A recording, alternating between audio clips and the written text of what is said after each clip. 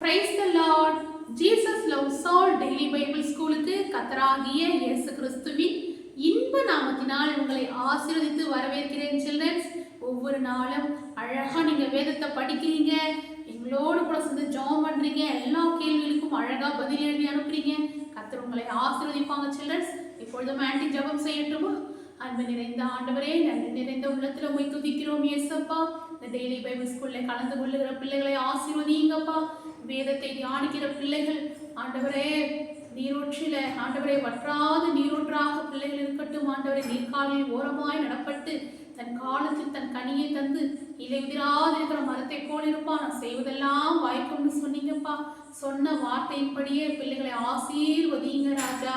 உங்க கரத்துல பிள்ளைகளை ஒப்பு கொடுக்கிறேன். ஞானமுள்ள பிள்ளைகளாய் வளர்ந்து பெற்றெடுத்த உள்ளங்கள் மகிழும்படியாய் வளரட்டும் அப்பா. தகப்பனே, பிள்ளைகளுக்கு நீரே போதித்து நடத்துங்க. பிள்ளைகளின் சமாதானம் பெரிதா இருக்கட்டும். கற்றுத்தாரும், ஆசீர்வதியும். இயேசு கிறிஸ்து நாமத்தினால் பிதாவே, ஆமென். Praise the Lord childrens. மத்தேயு 27 அதிகாரம் 1 விடியற் காலம் ஆனபொழுது சகல பிரதான ஆசாரியரும் ஜனத்தின் முப்பரும் இயேசுவை கொலை செய்யும்படி அவருக்கு விரோதமாக ஆலோசனை பண்ணி 2 அவரை கட்டி கொண்டு போய் தேசாதிபதியாகிய பொந்தியு பிலாத்துவினிடத்தில் ஒப்பு கொடுத்தார்கள். அப்பொழுது அவரை காட்டி கொடுத்த யூதாஸ் அவர் மரண ஆக்கினைக்குள்ளாக தீர்க்கப்படுவதைக் கண்டு மனஸ்தாபப்பட்டு அந்த 30 வெள்ளிக்காசை பிரதான ஆசாரியரிடத்துக்கும் முப்பரிடத்துக்கும் திரும்ப கொண்டு வந்து 4 குற்றமில்லாத இரத்தத்தை நான் காட்டி கொடுத்ததினால் பாவம் செய்தேன் என்றான். அதற்கு அவர்கள், எங்களுக்கு என்ன, அது உன் பாடு என்றார்கள். 5 அப்பொழுது அவன் அந்த வெள்ளிக்காசை தேவாலயத்திலே எறிந்துவிட்டு புறப்பட்டு போய் நான்று கொண்டு செத்தான். 6 பிரதான ஆசாரியர் அந்த வெள்ளிக்காசை எடுத்து, இது இரத்த கிரயமானதால் காணிக்கை பெட்டியிலே இதை போடலாகாது என்று சொல்லி 7 ஆலோசனை பண்ணின பின்பு அந்நியரை அடக்கம் பண்ணுவதற்கு குயவனுடைய நிலத்தை அதனாலே கொண்டார்கள். 8 இதன் நிமித்தம் அந்த நிலம் இந்நாள் வரைக்கும் இரத்த நிலம் எனப்படுகிறது. 9 இஸ்ரவேல் புத்திரரால் மதிக்கப்பட்டவருக்கு கிரயமாகிய 30 வெள்ளிக்காசை அவர்கள் எடுத்து 10 கர்த்தர் எனக்கு கற்பித்தபடி குயவனுடைய நிலத்திற்காக அதை கொடுத்தார்கள் என்று எரேமியா தீர்க்கதரிசியால் உரைக்கப்பட்டது அப்பொழுது நிறைவேறிற்று. 11 இயேசு தேசாதிபதிக்கு முன்பாக நின்றார். தேசாதிபதி அவரை நோக்கி, நீ யூதருடைய ராஜாவா என்று கேட்டான். அதற்கு இயேசு, நீர் சொல்லுகிறபடிதான் என்றார். 12 பிரதான ஆசாரியரும் முப்பரும் அவர் மேல் குற்றம் சாட்டுகையில் அவர் மறுதரம் ஒன்றும் சொல்லவில்லை. 13 அப்பொழுது பிலாத்து அவரை நோக்கி, இவர்கள் உன்மேல் எத்தனையோ குற்றங்களை சாட்டுகிறார்களே, நீ அவைகளை கேட்கவில்லையா என்றான். 14 அவரோ ஒரு வார்த்தையும் மறுதரமாக சொல்லவில்லை. அதனால் தேசாதிபதி மிகவும் ஆச்சரியப்பட்டான். 15 காவல் பண்ணப்பட்டவர்களில் எவனை விடுதலையாக்க வேண்டுமென்று ஜனங்கள் கேட்டுக்கொள்வார்களோ அவனை அவர்களுக்காக விடுதலையாக்குவது பண்டிகை தோறும் தேசாதிபதிக்கு வழக்கமாயிருந்தது. 16 அப்பொழுது காவல் பண்ணப்பட்டவர்களில் பரபாஸ் எனப்பட்ட பேர் போன ஒருவன் இருந்தான். 17 பொறாமையினாலே அவரை ஒப்பு கொடுத்தார்கள் என்று பிலாத்து அறிந்து 18 அவர்கள் கூடியிருக்கையில் அவர்களை நோக்கி, எவனை நான் உங்களுக்கு விடுதலையாக்க வேண்டும் என்றிருக்கிறீர்கள், பரபாசையோ கிறிஸ்து எனப்படுகிற இயேசுவையோ என்று கேட்டான். 19 அவன் நியாயஸ்தானத்தில் உட்கார்ந்திருக்கையில் அவனுடைய மனைவி அவனிடத்தில் ஆள் அனுப்பி, நீர் அந்த நீதிமானை ஒன்றும் செய்ய வேண்டாம், அவர் நிமித்தம் இன்றைக்கு சொப்பனத்தில் வெகு பாடுபட்டேன் என்று சொல்ல சொன்னாள். 20 பரபாசை விட்டுவிட கேட்டுக்கொள்ளவும் இயேசுவை கொலை செய்விக்கவும் பிரதான ஆசாரியரும் முப்பரும் ஜனங்களை ஏவி விட்டார்கள்.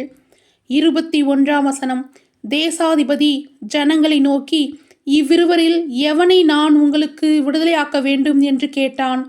அதற்கு அவர்கள், பரபாசை என்றார்கள். 22ஆம் வசனம். பிலாத்து அவர்களை நோக்கி, அப்படியானால் கிறிஸ்து எனப்பட்ட இயேசுவை நான் என்ன செய்ய வேண்டும் என்று கேட்டான். அவனை சிலுவையில் அறைய வேண்டும் என்று எல்லோரும் சொன்னார்கள். 23ஆம் வசனம். தேசாதிபதியோ, ஏன், என்ன பொல்லாப்பு செய்தான் என்றான். அதற்கு அவர்கள், அவனை சிலுவையில் அறைய வேண்டும் என்று அதிகமாய் கூக்குரலிட்டு சொன்னார்கள். 24ஆம் வசனம். கலகம் அதிகமாறதே அல்லாமல் தன் பிரயத்தனத்தினாலே பிரயோஜனமில்லை என்று பிலாத்து கண்டு தண்ணீரை அள்ளி ஜனங்களுக்கு முன்பாக கைகளை கழுவி, இந்த நீதிமானுடைய இரத்தப் பழிக்கு நான் குற்றமற்றவன், நீங்களே பார்த்து கொள்ளுங்கள் என்றான். 25ஆம் வசனம். அதற்கு ஜனங்கள் எல்லோரும், இவனுடைய இரத்தப்பழி எங்கள் மேலும் எங்கள் பிள்ளைகள் மேலும் இருப்பதாக என்று சொன்னார்கள். 26ஆம் வசனம். அப்பொழுது அவன் பரபாசை அவர்களுக்கு விடுதலையாக்கி, இயேசுவையோ வாரினால் அடிப்பித்து சிலுவையில் அறையும்படிக்கு ஒப்பு கொடுத்தான். 27ஆம் வசனம். அப்பொழுது தேசாதிபதியின் போர் சேவகர் இயேசுவை தேசாதிபதியின் அரண்மனையிலே கொண்டு போய் போர் சேவகரின் கூட்டம் முழுவதையும் அவரிடத்தில் கூடி வர செய்து, 28ஆம் வசனம். அவர் வஸ்திரங்களை கழற்றி சிவப்பான மேலங்கையை அவருக்கு உடுத்தி, 29ஆம் வசனம். முள்ளுகளால் ஒரு முடியை பின்னி அவர் சிரசின் மேல் வைத்து, அவர் வலது கையில் ஒரு கோலை கொடுத்து, அவர் முன்பாக முழங்கார் படியிட்டு, யூதருடைய ராஜாவே வாழ்க என்று அவரை பரியாசம் பண்ணி, 30ஆம் வசனம். அவர் மேல் துப்பி அந்த கோலை எடுத்து அவரை சிரசில் அடித்தார்கள். 31ஆம் வசனம். அவரை பரியாசம் பண்ணின பின்பு அவருக்கு உடுத்தின மேலங்கியை கழற்றி அவருடைய வஸ்திரங்களை அவருக்கு உடுத்தி அவரை சிலுவையிலே அறையும்படி கொண்டு போனார்கள். 32ஆம் வசனம். போகையில் சீரேனே ஊரானாகிய சீமோன் எனப்பட்ட ஒரு மனுஷனை அவர்கள் கண்டு அவருடைய சிலுவையை சுமக்கும்படி அவனை பலவந்தம் பண்ணினார்கள். 33ஆம் வசனம். கபாலஸ்தலம் என்று அர்த்தம் கொள்ளும் கொல்கதா என்னும் இடத்துக்கு அவர்கள் வந்தபொழுது, 34ஆம் வசனம். கசப்பு கலந்த காடியை அவருக்கு குடிக்க கொடுத்தார்கள். அவர் அதை ருசி பார்த்து குடிக்க மனதில்லாதிருந்தார். 35ஆம் வசனம். அவரை சிலுவையில் அறைந்த பின்பு அவர்கள் சீட்டு போட்டு அவருடைய வஸ்திரங்களை பங்கிட்டு கொண்டார்கள். என் வஸ்திரங்களை தங்களுக்குள்ளே பங்கிட்டு என் உடையின் பேரில் சீட்டு போட்டார்கள் என்று தீர்க்கதரிசியால் உரைக்கப்பட்டது நிறைவேறும்படி இப்படி நடந்தது. 36ஆம் வசனம். அவர்கள் அங்கே உட்கார்ந்து அவரை காவல் காத்து கொண்டிருந்தார்கள். 37ஆம் வசனம். அன்றியும் அவர் அடைந்த ஆக்கினின் முகாந்திரத்தை காண்பிக்கும் பொருட்டு, இவன் யூதருடைய ராஜாவாகிய இயேசு என்று எழுதி அவர் சிரசுக்கு மேலாக வைத்தார்கள். 38ஆம் வசனம். அப்பொழுது அவருடைய வலது பக்கத்தில் ஒருவனும் அவருடைய இடது பக்கத்தில் ஒருவனுமாக 2 கள்ளர் அவரோடு கூட சிலுவையில் அறையப்பட்டார்கள். 39ஆம் வசனம். அந்த வழியாய் நடந்து போகிறவர்கள் தங்கள் தலைகளை துலுக்கி, 40ஆம் வசனம். தேவாலயத்தை இடித்து 3 நாளைக்குள்ளே கட்டுகிறவனே, உன்னை நீயே ரட்சித்துக்கொள், நீ தேவனுடைய குமாரனை ஆனால் சிலுவையில் இருந்து இறங்கி வா என்று அவரை தூஷித்தார்கள். 41ஆம் வசனம். அப்படியே பிரதான ஆசாரியரும் வேதபாரகரும் 30 பரியாசம் பண்ணி, 42ஆம் வசனம். மற்றவர்களை ரட்சித்தான், தன்னைத்தான் ரட்சித்துக் கொள்ள திராணி இல்லை. இவன் இஸ்ரவேலின் ராஜாவானால் இப்பொழுது சிலுவையிலிருந்து இறங்கி வரட்டும், அப்பொழுது இவனை விசுவாசிப்போம். 43ஆம் வசனம். தன்னை தேவனுடைய குமாரன் என்று சொல்லி தேவன் மேல் நம்பிக்கையா இருந்தானே, அவர் இவன் மேல் பிரியமா இருந்தால் இப்பொழுது இவனை ரட்சிக்கட்டும் என்றார்கள். 44ஆம் வசனம். அவரோடு கூட சிலுவையில் அறையப்பட்ட கள்ளரும் அந்தப்படியே அவரை நிந்தித்தார்கள். 45ஆம் வசனம். 6ஆம் மணி நேரம் முதல் 9ஆம் மணி நேரம் வரைக்கும் பூமியெங்கும் அந்தகாரம் உண்டாயிற்று. 46ஆம் வசனம். 9ஆம் மணி நேரத்தில் இயேசு ஏலி ஏலி லாமா சபத்கானி என்று மிகுந்த சத்தமிட்டு கூப்பிட்டார். அதற்கு என் தேவனே ஏன் என்னை கைவிட்டீர் என்று அர்த்தமாம். 47ஆம் வசனம். அங்கே நின்றவர்களில் சிலர் அதை கேட்டபொழுது இவன் எலியாவை கூப்பிடுகிறான் என்றார்கள். 48ஆம் வசனம். உடனே அவர்களில் ஒருவன் ஓடி கடற்காளானை எடுத்து காடியில் தோய்த்து அதை ஒரு கோலில் மாட்டி அவருக்கு குடிக்க கொடுத்தான். 49ஆம் வசனம். மற்றவர்களோ, பொறு, எலியா இவனை ரட்சிக்க வருவானோ பார்ப்போம் என்றார்கள். 50ஆம் வசனம். இயேசு மறுபடியும் மகா சத்தமாய் கூப்பிட்டு ஆவியை விட்டார். 51ஆம் வசனம். அப்பொழுது தேவாலயத்தின் திரைச்சலை மேல் தொடங்கி கீழ்வரைக்கும் இரண்டாக கிழிந்தது. பூமியும் அதிர்ந்தது, கண்மலைகளும் பிளந்தது. 52ஆம் வசனம். கல்லறைகளும் திறந்தது, நித்திரை அடைந்திருந்த அநேக பரிசுத்தவான்களுடைய சரீரங்களும் எழுந்திருந்தது. 53ஆம் வசனம். அவர் உயிர்த்தெழுந்த பின்பு இவர்கள் கல்லறைகளை விட்டு புறப்பட்டு பரிசுத்த நகரத்தில் பிரவேசித்து அநேகருக்கு காணப்பட்டார்கள். 54ஆம் வசனம். 100க்கு அதிபதியும் அவனோட கூட இயேசுவை காவல் காத்திருந்தவர்களும் பூமி அதிர்ச்சியையும் சம்பவித்த காரியங்களையும் கண்டு மிகவும் பயந்து மெய்யாகவே இவர் தேவனுடைய குமாரன் என்றார்கள். 55ஆம் வசனம்.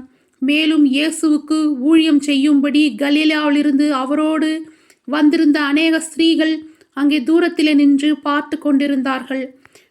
56வது வசனம். அவர்களுக்குள்ளே மகதலேனா மரியாளும் யாக்கோபும் யோசேக்கும் தாயாகிய மரியாளும் செபுதியாவின் குமாரனாகிய தாயும் இருந்தார்கள். 57ஆம் வசனம். சாயங்காலமான பொழுது இயேசுவுக்கு சீஷனும் ஐஸ்வர்யனுமாய் இருந்த யோசேப்பு என்னும் பெயர் கொண்ட அரிமத்தியா ஊரானாகிய ஒரு மனுஷன் வந்து 58ஆம் வசனம். பிலாத்துவிடத்தில் போய் இயேசுவின் சரீரத்தை கேட்டான். அப்பொழுது சரீரத்தை கொடுக்கும்படி பிலாத்து கட்டளையிட்டான். 59ஆம் வசனம். யோசேப்பு அந்த சரீரத்தை எடுத்து தூய்ததான மெல்லிய துப்பட்டியிலே சுற்றி 60ஆம் வசனம். தன் கண்மலையில் வெட்டியிருந்த தன்னுடைய புதிய கல்லறையிலே அதை வைத்து கல்லறையின் வாசலில் ஒரு பெரிய கல்லை புரட்டி வைத்து போனான். 61ஆம் வசனம். அங்கு மகதலேனா மரியாளும் மற்ற மரியாளும் கல்லறைக்கு எதிராக உட்கார்ந்திருந்தார்கள். 52ஆம் வசனம். ஆயத்த நாளுக்கு பின்னான மறுநாளிலே பிரதான ஆசாரியரும் பரிசேயரும் பிலாத்தினிடத்தில் கூடி வந்து 63வது வசனம். ஆண்டவனே, அந்த எத்தன் உயிரோடு இருக்கும்பொழுது 3 நாளைக்கு பின் எழுந்திருப்பேன் என்று சொன்னது எங்களுக்கு ஞாபகம் இருக்கிறது. 64ஆம் வசனம்.